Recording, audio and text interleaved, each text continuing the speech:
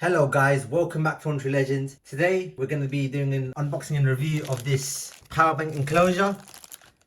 So yeah, what we're going to do, I've got this Anker power bank here that I've had for quite a while. It still has good battery in it, but a long time ago I've ended up breaking the USB ports. And since then I've had it sitting around and I didn't know how to fix it. But then one day I decided to open it up. It was really difficult to open it up. I had to pry it open with a screwdriver. It was a long process. When I finally got it off, this is the USB. As you can see, the USB ports have completely been damaged of the circuit board. I tried to take this USB thing, but it's really soldered on here. It's really hard to remove it. I was thinking of replacing it originally, but I'm thinking it's going to be hard. And plus, it'll be better to replace it with one that has USB-C in it. So the batteries in this power bank is still good.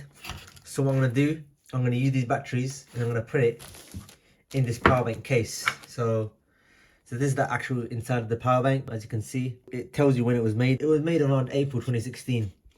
And these screws right here, that was holding the circuit board down, so I unscrewed it and I've cut this off because it was stuck on. And yeah, this is what the circuit board of the Anker power bank looks like. This is what the circuit board looks like. But since it's unusable now, I cut it off, and this is the batteries like I showed you.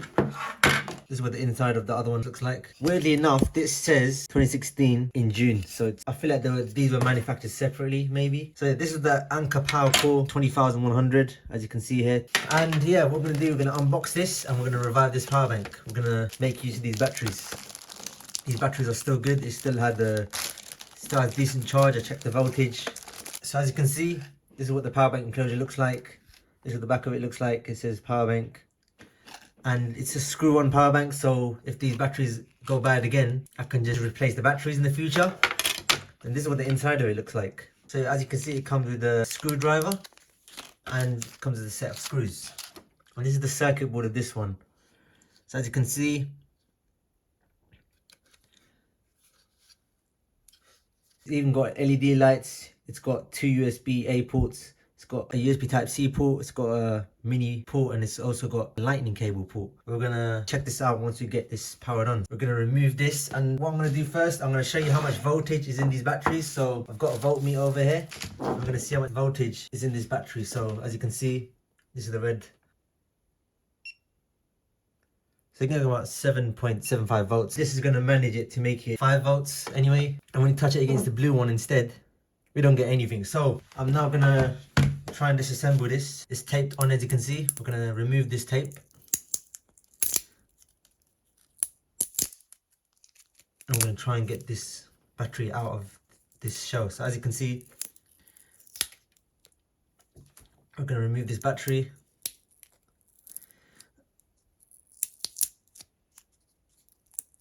It seems like this is soldered on, but if we can't get it off, we might have to try and remove this. So as you can see, it's proper on there. I don't know how I'm gonna remove it. Maybe I have to cut it off. So we're gonna try and remove this. Hopefully we don't break the battery wheel. It's also held on by these tapes as well, so we're gonna remove this tape. Alright, so as you can see here, I've removed some batteries already. As you can see, it was quite difficult to remove, but once you get the hang of it, you can easily remove it. And this is the pieces that have come off. I'm also gonna show you how I'm doing this. So as you can see, I haven't quite completed this one yet. So I'm trying to pull this apart as well. As you can see, I'm doing it in this sort of motion, as you can see. Alright, so I've removed this one. I'm gonna gently just pull it off like this, just go back and forth until eventually it'll come off. Doesn't matter if there's a little bit of residue on there, still gonna fit in the enclosure pretty fine. So now I've just got these two left. Alright, so here I have a bit of a problem. I've ended up cutting, I was trying to pry it open, but I ended up cutting it. So it's going to be really difficult, but I'm going to try my best on camera to see if I can actually take this off, because this is the last two. And I've made a mistake here, so I'm going to try and remove this, hopefully. But because my scissors can't get a grip, it's going to be really difficult to remove. So yeah, I don't have a grip on this anymore. I don't know how I'm going to remove this. I'm going to have to find a way to remove these last two. Alright, so I successfully pried the last two batteries open. We're going to do the last one now. We're just going to remove this. The only thing I have is scissors. I have nothing else to pry this open with, so I'm trying to remove the spot weld with scissors. And yeah, it's not that bad.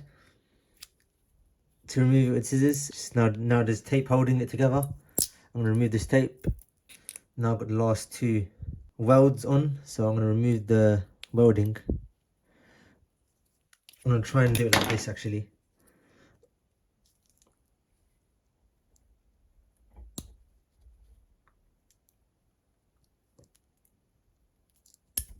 Alright, so remove the 5th battery. Now this is the last one. Alright, so all the welding has been removed. Just remove the sticker. And now I'm going to test the voltage of each of the batteries. Alright, so here are all the batteries. This is the welding that has all come off of the batteries. I'm going to get rid of that. And now we got 6 good quality batteries that's lived in my Anker power bank. I have not been using because I've broke the USB ports. I looked at the battery's model number. It's called the NCR 18650B.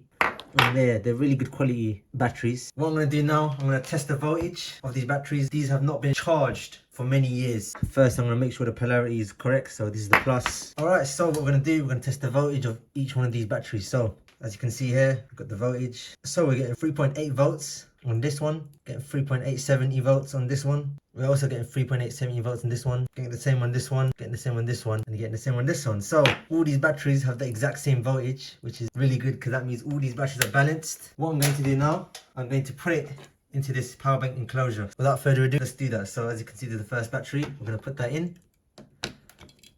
As you can see, power bank's powered up. As you can see over here, we've got 58%. So yeah, this is the first time I powered this on. We're now going to put the rest of the batteries in, make sure the polarity is correct.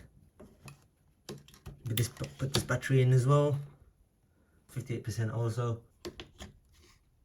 Of course, we've got a bit of residue here, but should not have a problem. We've got the 5th one here, and we've got the 6th one here. It's having trouble fitting because of the tape, so I might have to remove the tape and I'll be right back. Alright, so what I've been doing, I've been removing the residue off these batteries. So I've removed it out of 4 of them. I'm going to remove this residue which was holding down the batteries in the Anker power bank. I'm going to show you how I've been removing it. So I've been using a screwdriver to carefully remove the residue. You just got to do this carefully, you don't want to puncture the battery. So yeah, once I removed all the residue, I'm going to get back to you. I've removed all the residue off these batteries, and now what I'm going to place them back in to the power bank. So of course we've got to make sure the polarity is correct. Plus is that way, negative is that way. We're going to put it in. I think the only reason why these lights turning on is because when you press and hold this, it turns on the lights and it turns off. So I'm gonna just put it in like this from now on. Alright, now every single battery is in. As you can see, we're still getting 58%. That means all the batteries are balanced. And now the power bank has a lot of weight to it now. It feels more like a power bank. Before it just felt like a plastic case. And now all the batteries are in. The only thing left to do now is to install these screws. Remove this. Remove the screws, and it comes with a screwdriver. Alright, so we've got the cover over here. Make sure it's properly closed. We're gonna make sure it's all sealed. Without further ado, let's just screw it in. So alright, so after using this screwdriver, I realized that I'm not getting a good grip on it, so I'm using my own screwdriver. It's much better to screw. Alright, so I've completely screwed it in, as you can see, and I've still got 2 screws left over.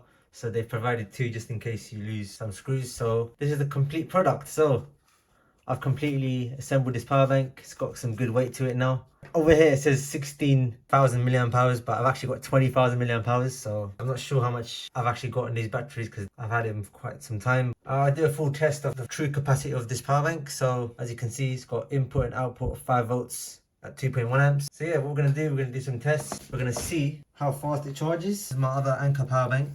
This one's 30 milliamp hours. It's only got 1 bar. What I'm going to do now, I've got a portable Bluetooth speaker here. We're going to test the USB-A ports. So as you can see, the USB should be on this side because the number's on this side, but it doesn't really matter. So I'm going to plug this in now. I'm going to plug it in. Let's see how fast it charges. So we're getting a speed of 5 watts. We're charging the speaker with 5 watts, 6 watts now. As you can see, it's even showing how much we're charging with. So 5 volts at 1 amps, The max is 2.1 amps, so that's basically like 10 watts. On AliExpress, you can also get one with the faster charging, so it's got more power delivery. I've gone for the one that's slower charging because I don't want to fast charge my phone all the time. It's not really good for batteries to fast charge all the time. If I've got a power bank, you don't really need fast charging. You can also get one with wireless charging as well. Like I said, I've gone for this one because wireless charging also produces quite a lot of heat. Another reason why I got this model of power bank instead of the ones that can fast charge or wireless charge, it generates more heat, and when it generates more heat, more energy is actually being wasted from the power bank, meaning you actually get less capacity and you're actually wasting energy. So that's why I got the slower charging power bank. We're charging at a constant 6 watts. What we're going to do now, we're going to do a different experiment. So I'm going to charge this power bank with my other Anker power bank. So I'm going to plug this in. And I'm going to plug it in here. We're going to use every single port. We're going to use this port, and this port. That's the lightning port. This is USB type C, and this is mini B. We are charging with a total of 5 watts, so basically 1 amps. So yeah, as you can see, it says in, charging at 4 watts right now, as you can see there. So now what we're going to do, we're going to use a different cable to charge it out. I've got a USB type C cable. I'm going to plug it in here. I'm going to plug it to the USB type C. We're actually charging at a faster speed now. We're charging at 7 watts with USB type C. And it's also got a lightning port, so if you only got an iPhone charger with you and you want to charge your power bank, you can use a lightning port, so that's really helpful as well. This is my iPhone charger, and I'm going to plug this in as well. And yeah, we're also charging successfully with an iPhone charger, so it's really convenient. So if you don't have any other cables with you, you can use the iPhone charger to charge your power bank. Alright, so I'll turn off all the lights. I'm going to show you the flashlight built into this power bank. So as you can see, it's got a decent light, so you can use it as a torch as well. You can use it as a 20 milliamp hour torch, which is actually crazy. However many milliamp hours of battery you've got in this power bank. So yeah, it's got a decent light. So if you ever need a torch, it's on the power bank. You just press and hold to turn it off. Press and hold again to turn back on. Alright, so what we've got here, we've got a USB type C to C cable. I'm going to try and see if I can charge a device via the USB-C port in the power bank. I'm going to plug this torch in, the USB type C. And no, I don't think it supports the type C port in this power bank. Is only for input, it's only for charging the power bank. Alright, so this Anker power bank, the 20 milliamp hour one, came with this bag. I don't need this power bank case anymore. The actual power bank is now in here. This is the, so I basically transformed this power bank into this. The case that's come with the Anker power bank, it fits in here nicely. As you can see, it fits in there snug. I can close it up. Yeah, it's a really good bag. It actually fits really well, and you can even see the percentage through the bag, and then you can just charge your phone through this. Really good bag. Okay, the flashlight, no problem. Yep, and charging's no problem with the case, as you can see. And it works out really well, and you can just completely seal it up. So we've transferred this Anker power bank with this circuit board that was broken. We're able to put it in here into this power bank enclosure, and now you've got a fully working power bank. Alright, so what I've done, I drained this power bank to 0% and I charged it completely, and I plugged in my USB tester, and as you can see, I've left it charging. I left it charging for about 8 hours, and I'm expecting to get 20,000 milliamps or somewhere near that number because these batteries are old anyway. But I've only got 10,294 milliamps. So that's how much capacity this battery is. I'm thinking that it may be 50% right now, and the BMS built into this power bank might be protecting the battery from being overcharged. Or when it's actually 0%, there's actually still 50% of power left in the battery. But maybe after a few charge cycles, it might calibrate itself. Or maybe if once it's 0%, I'll make sure it's drained completely, because I didn't make sure it was drained completely. Maybe it's just showing that it's 0% when it's actually not. So as you can see. Alright, so as you can see here, I've fully charged this power bank. As you can see, it's 100%, and I was measuring it with this USB tester, and as you can see, it reads 15,000 milliamps. As you can see, it took 30 hours to charge because I charged it on a slow watt plug. It's basically charged that at 2-3 watts. I have 15,000 milliamps in this power bank now, so that means last time it was 10,000. Now I think it's calibrated, and now I've got 15,000 milliamps in this power bank. Really good quality, it's got a good weight to it, and once the battery cells go bad, you can easily just remove the screws and replace the batteries, and you've got another fully working power bank. It's like a brand new power bank. So yeah, you can use this to revive 18650 batteries from your old laptops. If you have any broken power bank, just like what I did, I had a broken Anker power bank with the broken USB port. I was able to use that to convert it into a brand new power bank. Just using the batteries from the old power bank, I was able to transform this broken Anker power bank into a fully working power bank. Or you can just get new 18650 batteries. So yeah, I would recommend this power bank, got it from AliExpress. So anyway guys, thank you for watching, and I'll speak to you soon.